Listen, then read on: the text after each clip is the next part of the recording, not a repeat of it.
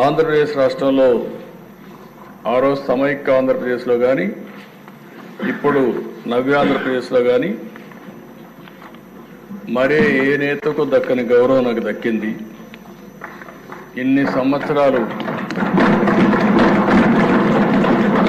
సమైక్య ఆంధ్రప్రదేశ్లో 9 సంవత్సరాలు అందరికంటే ఎక్కువ ముఖ్యమంత్రిగా ఉండే అవకాశం వచ్చింది. 10 సంవత్సరాలు ప్రతిపక్ష నాయకుడిగా పనిచేసే అవకాశం వచ్చింది.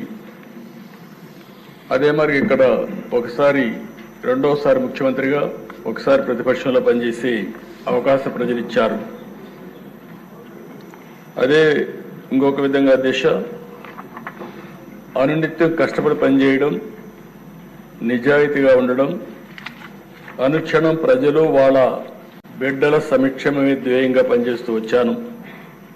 అందుకే 4 దశాబ్దాలుగా ప్రజలు ఆదరించారు.